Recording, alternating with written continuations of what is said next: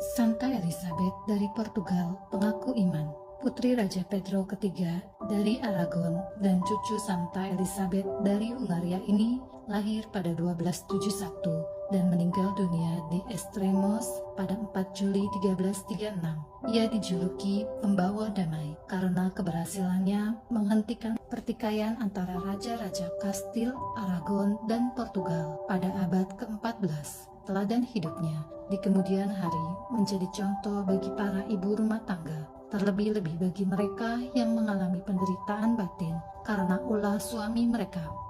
Pada usia 12 tahun, ia dinikahkan dengan Raja Dionysius pertama dari Portugal, seorang raja yang rajin dan adil, tetapi bejat dalam kehidupan pribadinya. Ia lekas cemburu dan tidak mempercayai kesetiaan istrinya, padahal ia sendiri tidak setia dan seringkali berbuat serong. Meskipun diliputi kebejatan moral suaminya, Elizabeth tetap teguh memegang prinsip-prinsip imannya. Di setiap hari, ia secara tetap berdoa memohon peneguhan Tuhan.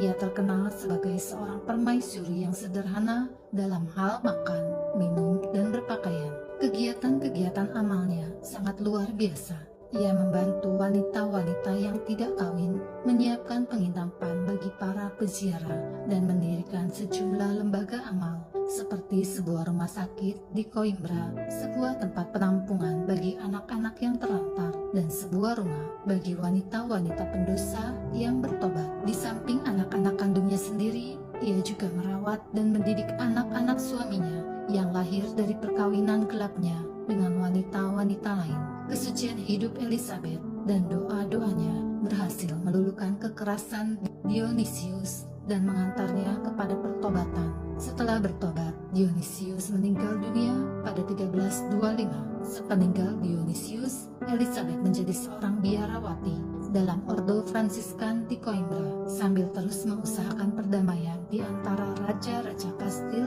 Aragon, dan Portugal. Elizabeth akhirnya mengembuskan nafasnya terakhir ketika ia sedang dalam suatu perjalanan misi untuk menghentikan konflik yang melibatkan juga putranya, Raja Alfonso keempat. Ia dimakamkan di kota Coimbra. Pada 1625, ia digelari kudus oleh gereja. Santo Ulrich atau Ulricus, uskup dan sahabat Kaisar Jerman ini lahir pada 890. Ia berusaha membangun sebuah tembok batu alam untuk melindungi kota Augsburg dari serangan bangsa Hun, Jerman, yang kemudian berhasil dipatahkan oleh tentaranya. Sebagai uskup, Ulrich mengadakan perjalanan keliling keuskupannya untuk berkhotbah dan melakukan iman umat, serta menegakkan keadilan. Ia mendirikan sebuah katedral dan membuka seminari, serta mendukung pendirian biara-biara di setiap pelosok keuskupannya. Ia mendirikan banyak gereja dan kapel supaya umat dapat beribadah dengan baik. Santa Elizabeth dari Portugal, Santa Ulrich, doakanlah kami.